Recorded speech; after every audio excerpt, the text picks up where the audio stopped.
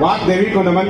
परम श्रद्धे ज्योति के समान तेजस्वी अपने ज्ञान रूपी प्रकाश पुंजों को प्रसारित करने वाले हमारे इकाई प्रमुख, जल्दी में जलद के समान विषम परिस्थितियों में भी अपनी गरिमा को बनाए रखने वाले और निष्प्रयत्नशील लगनशील कार्यरत हमारे कामगार भाई, सुरक्षा प्रहरीगण एवं मेरे साथियों तथा ज्ञान पिपासु विनोद प्रिय बच्चों, मैं इस स्टार परिवार की तरफ से वीरता पराक्रम शौर्य के प्रतीक असम वीर शिरोमणि लाक्षित बरफुकान, बहुमुखी प्रतिभा की धनी, कमरूप की महिला स्वतंत्रता सेनानी असम सरोजनी भानुमती तालुकदार के पावन वसुंधरा असम को तथा असम के गौरवशाली इतिहास को नमन करता हूं,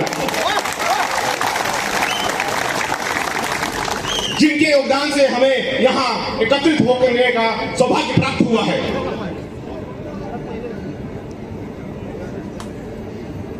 मैंने आसाम की वसुंधरा पर 3 साल रहकर ये 4 ही पंक्तियां लिख पाया हूं और ये 4 पंक्तियां मेरा आज इम्तिहान लेगी। कैसे? इन 4 पंक्तियों के द्वारा आपके हाथों से 5 बार तल्ले चुराकर और इस परिवेश का तापमान 10 डिग्री बढ़ा नहीं दिया तो मुझे बीरस कविता लिखने का और प्रताप कहलाने का कोई अधिकार नहीं है।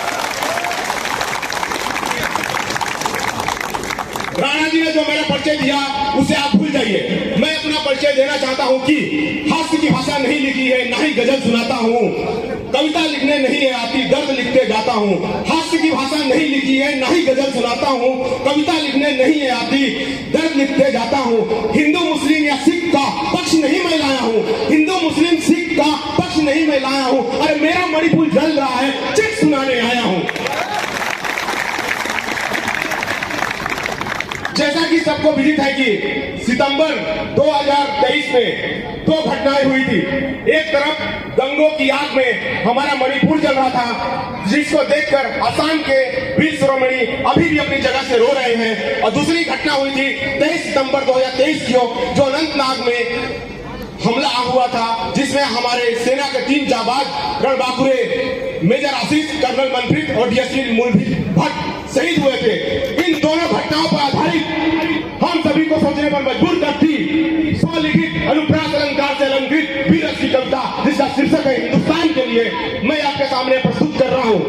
भाषा की शैली सहज सरल और प्रवाहमयी है, फिर भी किसी भी पंक्ति से आपके हृदय को आघात पहुंचता है या आसाम के किसी वीर शिरोमणि को नाम लेने में त्रुटि पहुंचता है तो अभी उसके लिए सहृदय क्षमा प्रार्थी है। किसी भी कविता का सार होता है, जो निचोड़ बोलते हैं, वह निचोड़ पहले बता दूं, देशभक्ति का सूखा पड़ गया, बरसात करने आया हूं, आतंक और आतंकी देश पर घात करने आया हूं। देशभक्ति का सूखा पड़ गया, बरसात करने आया हूं, आतंक और आतंकी देश पर घात करने आया हूं। कविता की भाषा में और बदलाव की आशा में, कविता की भाषा में और बदलाव की आशा में, हिंदुस्तान के युवा, मैं तुमसे बात करने आया हूं।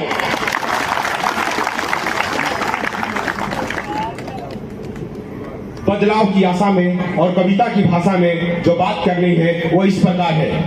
कहीं हिंदू, कहीं सिख मुसलमान के लिए, कहीं छोटी तो कहीं बड़ी जाति के अभिमान के लिए, कहीं हिंदू कहीं सिख मुसलमान के लिए, कहीं छोटी तो कहीं बड़ी जाति के अभिमान के लिए।